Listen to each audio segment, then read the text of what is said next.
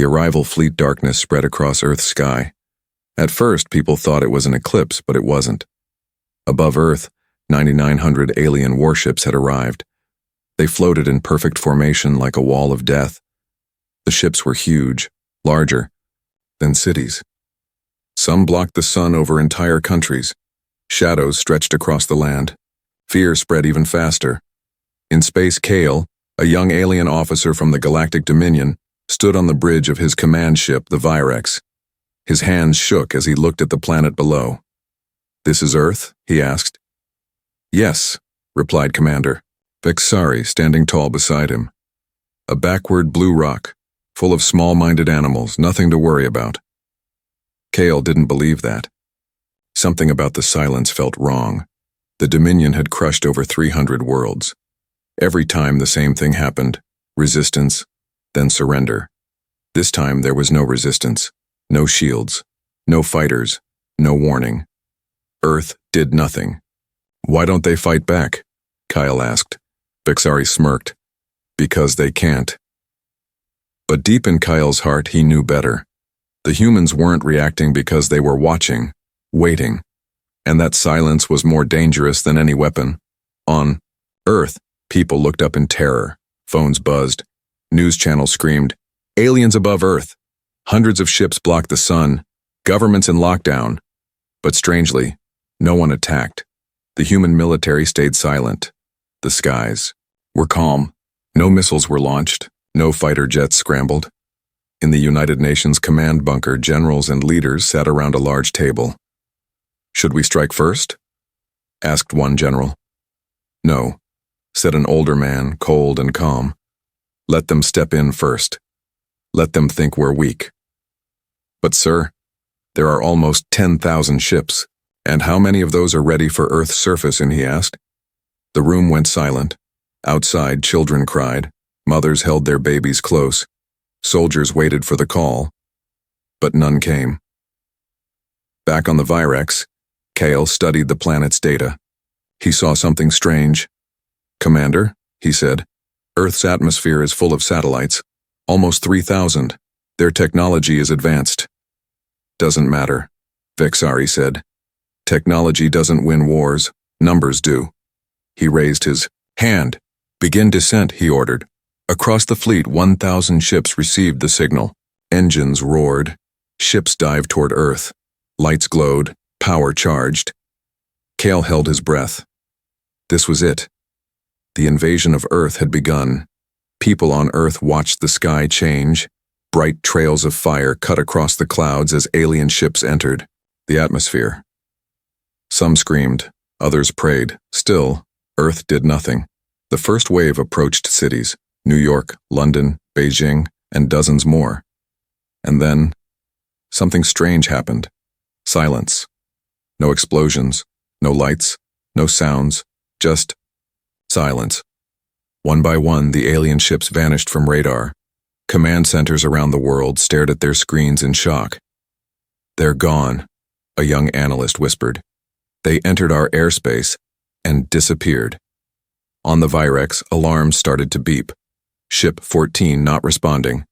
Ship 33, offline. "Commander," Kale said, voice rising. "We've lost over 200 ships in under a minute." Vexari frowned. They must be cloaking. But deep down, even he didn't believe that. "Recall the second wave," Kale begged. "No," Vexari growled. "Send in the next 500. From orbit, another set of ships plunged toward Earth, but just like the first wave, they vanished. No distress signals, no battles, no wreckage. It was as if Earth had swallowed them whole. Kyle stood frozen. This wasn't normal. This wasn't war.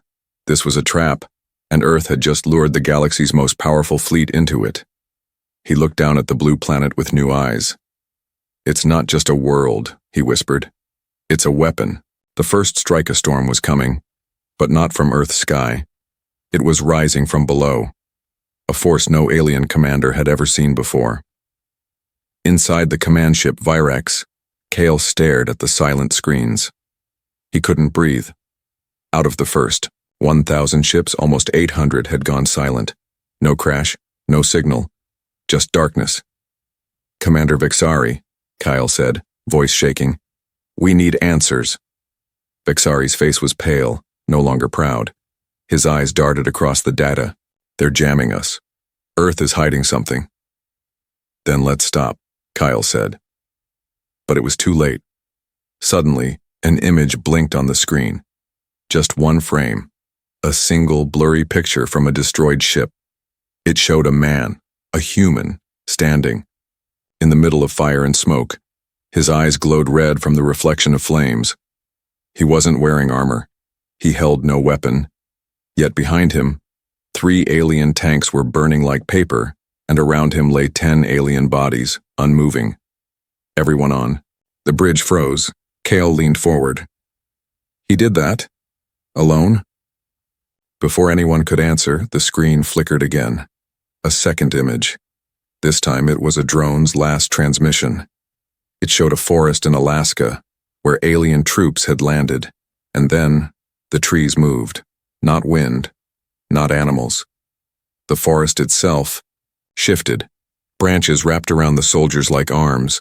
Roots dragged heavy mechs underground. Then, static. The drone was gone. Back in Earth's military command, a cold voice spoke through a secure channel. "All strike targets confirmed. 1.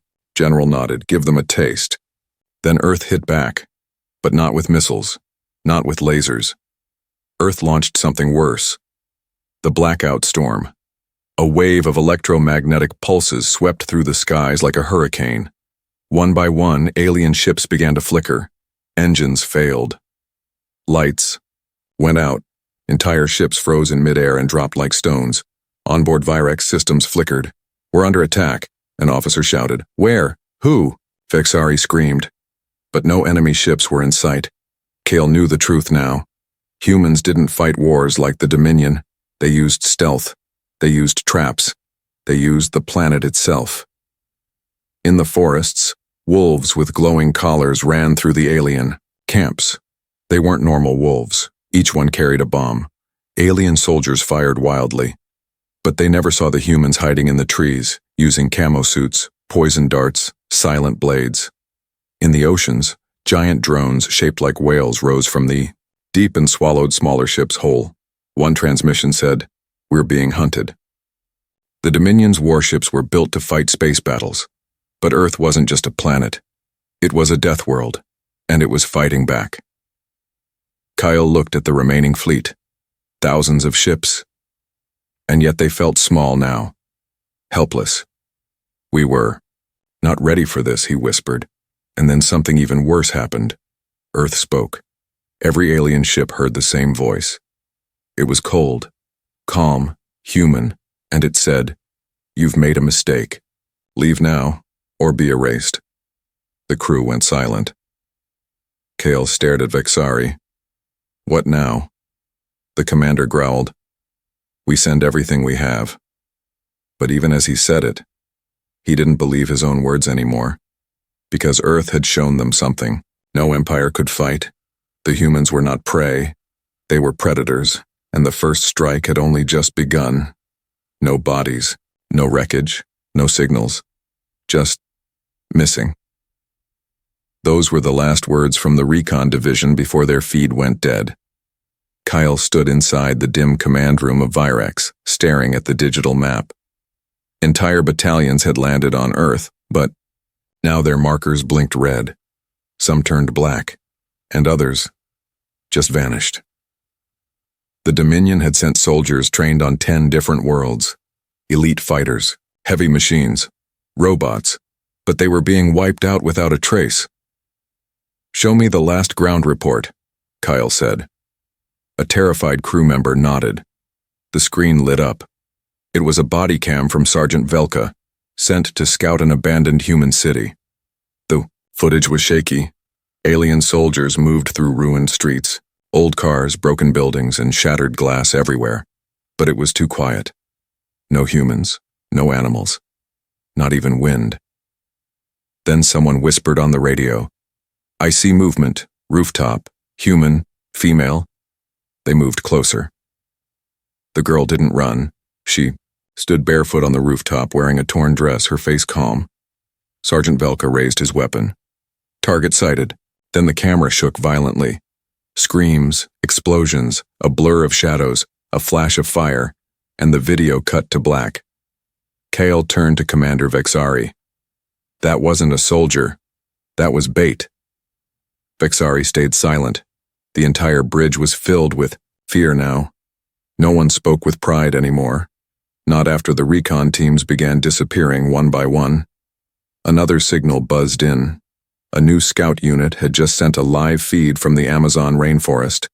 Kale opened it immediately. Trees towered over the alien soldiers as they pushed through dense jungle.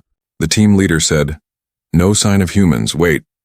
The camera turned and showed a statue. Not made of stone, but of alien bones.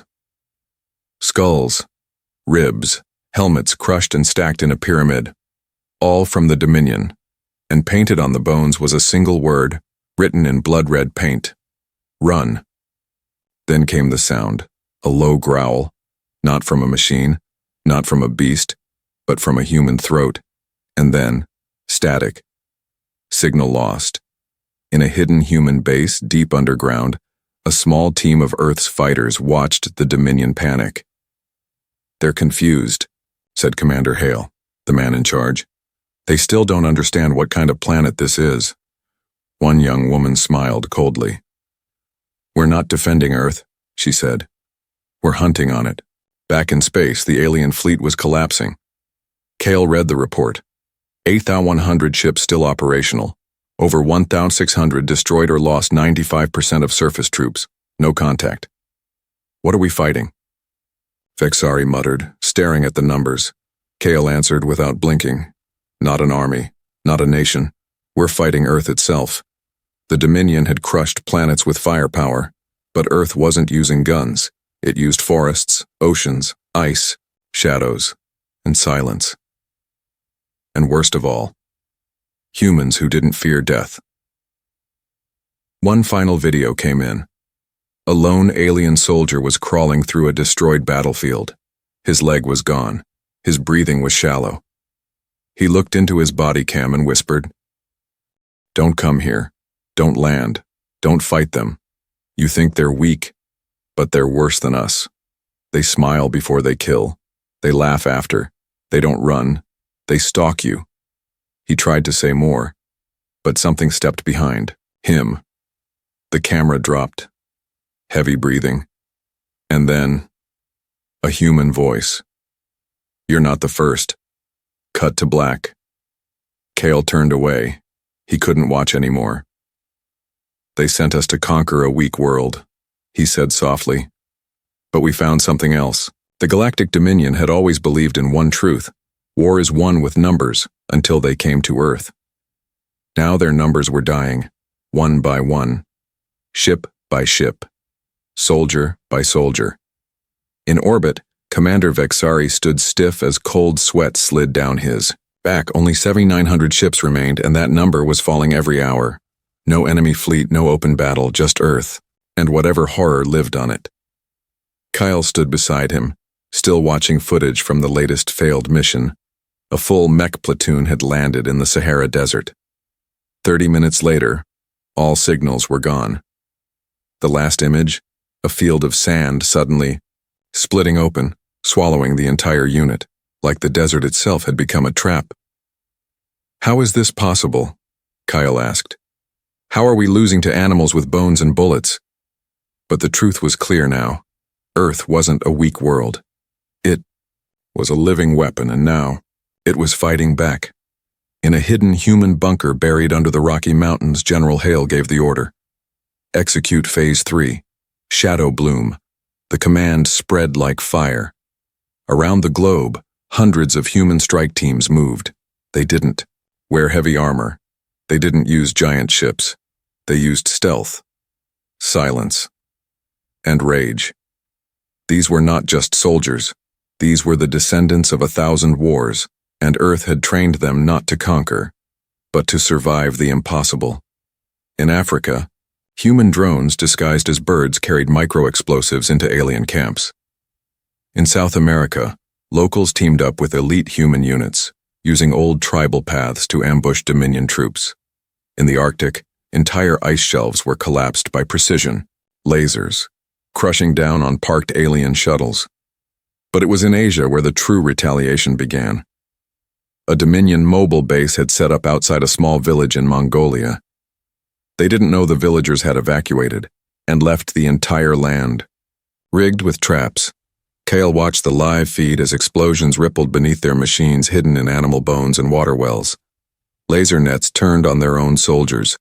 Swarms of microbots, controlled by hacked satellites, tore through their ranks like mosquitoes made of metal. "What are these weapons?" Kyle asked. Vexari didn't answer. He had no words, because even he had now realized Earth was not using its full power yet. This was only a warning. Suddenly, a message came through. From Earth. Not from any government. Not from any leader. Just a broadcast, one voice. A human woman, calm and cold, spoke across all frequencies. "To the Dominion. You came uninvited. You brought fire. You brought war. Now feel our silence. Taste our home." Then it ended. No threats, no demands, just a promise. And it shook even the bravest aliens. In a broken city in Eastern Europe, a young Dominion soldier named Tarnex ran through burning streets. He had been trained since childhood. He had killed on 5 worlds. But Earth had broken him in hours. His squad was gone. He hadn't seen another alien face in 2 days, but he kept hearing laughter. Not cruel, not loud, just soft, playful, human laughter echoing in the smoke. He turned a corner and stopped. A human child stood there, holding a teddy bear. Tarnex raised his weapon, but behind the child, a human sniper took aim. Tarnex blinked. The world flashed white. And then there was nothing. Back aboard the Virex, the Dominion's last scientist tried to explain what was happening. "Earth is a Class 7 Deathworld," she said. "We thought it was unorganized. We were wrong." "What does that mean?" Vexari growled. She looked at him with wide eyes. "It means this planet was made to kill. And humans, they evolved by fighting everything that tried to kill them." She pointed to data. Earth's toxic air to some aliens, extreme weather, dangerous wildlife, and unpredictable terrain. No one else lives like this. No one else fights like this. Humans didn't build weapons first. They became the weapons. Kyle walked out of the command room looking down at the burning planet. The stars no longer looked like home. He whispered, "We came to invade a nursery, but found a nest of wolves. And now those wolves were biting back." That night, Earth sent a second message. This time it was short. Only 5 words burned into the screens of every remaining Dominion ship. "This is your last chance." Commander Vexari knew retreat was no longer a sign of cowardice. It was the only way to survive. He turned to Kale. "Prepare the withdrawal fleet." Kale hesitated. "Do we tell the High Council we lost to primitives?" Vexari's eyes were hollow. "No. We tell them, we woke the sleeping world. We came as gods. We leave as ghosts." That was the message Commander Vexari recorded as he stared at the burning Earth from the bridge of his wounded flagship. Over 2,100 ships had already been destroyed. Thousands more were disabled. Millions of soldiers gone. The Dominion invasion was a failure. But it wasn't just a military loss, it was something worse. They had lost to humans, and now they had to face something they never imagined. Shame. Vexari stood beside Kyle, quiet for once. He had never begged in his life, but now there was no pride left. "We must contact them," he said. Kyle looked at him. "Who?" "The humans. Whoever leads them." Kyle nodded, but no one knew who led Earth. That was part of the fear. There was no single king, no emperor, no giant war council, only silence. And then death. Still, they had to try. A distress signal was sent, translated into every known human language, spoken in every frequency, short and simple. "This is Commander Vexari of the Dominion." We request peace, we request safe passage, we surrender. They waited. 1 hour, 2. No response. Then, suddenly, a ping. A human reply. No video. No voice. Just text. And it said, "One ship may speak." Confused, Vexari looked at Kyle. "One ship?" "They want a delegate," Kyle replied. "Someone to face them." Vexari swallowed hard. "Then I'll go myself." The Virex lowered its orbit slowly, entering Earth's sky like a wounded bird. Flames licked the hull as it passed through the atmosphere. But Earth did not attack. Not this time. Instead, coordinates appeared on the screen, pointing to an open desert in what was once called Nevada. A landing zone. The great warship touched the ground gently. Dust swirled. Winds howled. But no one came to greet them. Not yet. Vexari stepped outside alone, wearing no armor, just a plain uniform. He carried no weapons, only a message. Behind him, Kale watched from the ship's ramp. "If I don't return, leave," Vexari said. Kale nodded, but something in him whispered, "No one leaves Earth." Vexari walked into the dust until a shape appeared. A human. But not a soldier. Not a president. Just a woman. She wore a black jacket. Her eyes were calm. Her skin weathered from wind and war. She looked unshaken, unafraid, as if she had faced monsters before and won. Vexari stopped a few feet away. "I am here to offer surrender," he said. The woman looked at him, saying nothing. He took a slow breath. "We underestimated your world. We came thinking we were strong." He lowered his head. "But you are stronger." Still, she said nothing. Finally, Vexari asked, "Will you accept our peace?" The woman tilted her head, then spoke just 2 words. "Why now?" The words hit like ice. Vexari looked up, confused. "Because we see the truth. We were wrong." The woman stepped forward. "You weren't wrong," she said coldly. "You were arrogant," Vexari blinked. "Then, what do you want?" She pointed to the sky. "To leave Earth, you must pay a price." Vexari felt his throat tighten. "What price?" She didn't smile. She didn't threaten. She only said, "You must carry the story. Every world you reach, you will tell the truth. What happened here? What Earth did? What humanity is?" Vexari nodded. "I will." She stepped aside. "You may leave. But only you." Back at the ship, Kyle watched Vexari return. Alone. The commander looked at him, eyes hollow but alive. "I am to be the witness." "What about us?" Kyle asked. Vexari stared at the stars. "You'll have to find your own way." Only one ship was allowed to leave Earth. The rest were left behind, burned, broken, or buried. But the message they carried would travel farther than any weapon. Earth is not to be conquered. Earth is to be respected. Fear it, or fall.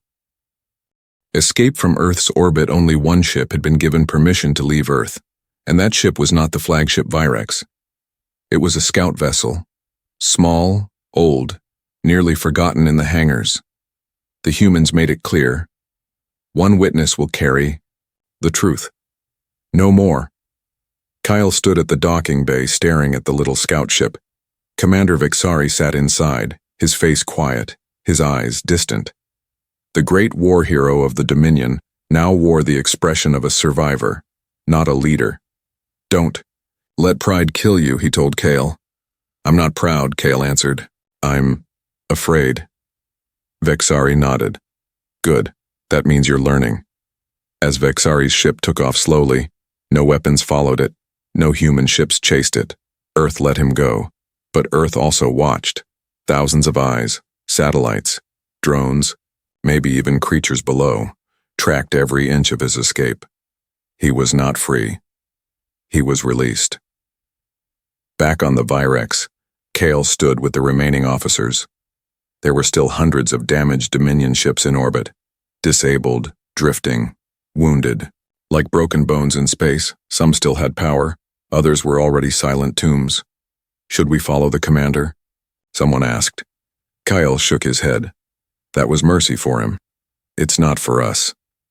Inside the ship's broken control center, Kyle made a decision. We'll try to leave, but not through war. He opened all ship communications and did something no Dominion soldier had done before. He sent a message to Earth, not to fight, not to surrender, but to ask. To Earth Command, we are not your enemies now. We ask to leave peacefully. No weapons, no lies. We only want to go home. There was no answer. Minutes passed, then hours. One by one, the crew lost hope. Suddenly, a signal came in. The screen flickered. A video feed opened, and for the first time, Kale saw a human face. Not a soldier, not a leader, a child, a little girl. She had dark eyes and dirty cheeks. She looked straight at the camera and said, "Why did you hurt my sky?" The bridge went silent. Kale's heart stopped. I don't know," he whispered. The child tilted her head. Then the feed went black. One word appeared next, go. Just that. No code, no instructions, just permission. But it felt like a test. Kyle ordered the engines to fire. Slowly, the Virex began to move, broken, groaning, but alive. Other nearby ships received the same message, but not all were willing to. Go quietly. 3 ships tried to escape faster, firing hidden engines pushing ahead. They ignored Kyle's warnings. They'll see it as an attack, he yelled. Too late. From Earth's surface, something rose. A shape. Not a ship, not a missile. A beam of light. Thin, silent, and sharp like a sword. It touched all 3 ships, and they simply vanished. No explosion. No sound. Just gone. Kyle looked. Around. No one spoke again. They understood. Earth didn't want war, but it would not forgive betrayal. The remaining ships floated higher, crossing the edge of Earth's atmosphere. One by one, they reached open space. Behind them, Earth looked calm, blue, peaceful, but no one would ever call it weak again. Kyle turned toward the stars. What now? One officer asked. We tell the galaxy the truth, Kyle said. No lies, no excuses. He opened the ship's broadcast system and began to speak. To every Dominion outpost, to every fleet, to every world still waiting for conquest. This is Kyle, officer of the Dominion. I bring news from Earth. We went to conquer it. But Earth is no normal world. It does not kneel. It does not break. It teaches through pain. We are not the conquerors. We are the survivors. Beware Earth, or it will teach you too. As the fleet drifted farther from Earth, Kale watched the blue planet fade into the stars, but he knew Earth would never be forgotten. Not in his lifetime. Not in 1,000 years. The human message 2 years had passed, but the stars still whispered the same story. Do not go near Earth. It looks beautiful, but it is not safe. On the outer rim of the galaxy, in a large hall made of crystal and firestone, the High Council of the Galactic Dominion gathered. They had lost over 9,000 ships on one planet, millions of elite soldiers, billions of credits, and now, Earth had become a myth. In the center of the room stood Kyle, no longer a young officer. He wore a black cloak now, marked not with medals, but with burn scars and steel memory chips attached to his shoulder. Each chip held footage, each one told a story, and none of them were lies. Tell us what happened, demanded a voice from the shadows. Kale nodded. I'll show you. The lights dimmed, screens lit up, and the council watched. Burning forests, crushed mechs, soldiers crying in the rain, human traps made from ice, wind, fire, silence. Footage of the little girl who asked, Why did you hurt my sky? The room was silent. No one laughed at Earth anymore. When the feed ended, one elder asked Kale, Was it true? Kale looked him straight in the eyes. It's worse than true, he said. It's just the part they let us see. He stepped forward, raised a small device, and played one final message. It came from Earth itself, not from a government, not from a human leader, but from something greater. A voice like thunder wrapped in velvet. A human voice. Calm, confident, unshaken. It said, "To the galaxy watching us, we saw your ships. We felt your fire, we heard your laughter, but we did not fall, we did not run, we do not kneel. You thought Earth was easy, you thought we were soft. You thought we didn't know war, but war knows us. Our ancestors crawled through fire. We bled to build cities. We burned, drowned, froze, starved, and still, we survived. You counted our weapons, but you forgot to count our spirit. We are not interested in your empires. We don't want your planets. But if you bring war to our doorstep, we will answer, and we will not stop until you are gone or we are ashes. This is our only warning. We won't give another. Stay away. Let Earth be. If not, then remember the fate of your 9,900 ships, and pray we never come looking for you." The voice stopped. The screen went black. Kyle stood still, as silence spread across the chamber. Then the head of the council, the oldest mind in the Dominion, spoke one final word. Understood. From that day forward, Earth was marked on every Dominion star map with a black circle. No trade routes, no travel lanes, no scout missions, just one label. Earth, do not approach. But stories don't die, and humans don't forget. Years later, on a moon colony orbiting the gas giant Orvalon 9, a small alien girl sat on her father's lap. "Daddy," she asked, "is Earth real?" The father smiled nervously. "No one knows. Some say it's just a legend, a ghost planet." "But what did they do?" she asked. The father paused, then whispered, "They made the galaxy afraid of home." Elsewhere, on a dark research station deep in neutral space, a group of scientists opened a sealed box recovered from an abandoned Dominion cruiser. Inside, they found a metal cube, still glowing. They activated it. A projection played. It showed Earth.blue silent. And then, a sentence appeared across the stars. "We are still watching." The cube shut off. Across the galaxy, those words began to spread again. Whispers in back alleys. Secret messages passed between smugglers. Warnings carved into stone by ex-soldiers. "Do not wake the sleeping planet. Do not test the Deathworld. Earth remembers." And on Earth, the planet was healing. Forests grew back. Skies cleared. Children laughed again. But hidden deep below ground, in places where no cameras reached, a network of bunkers still hummed with power.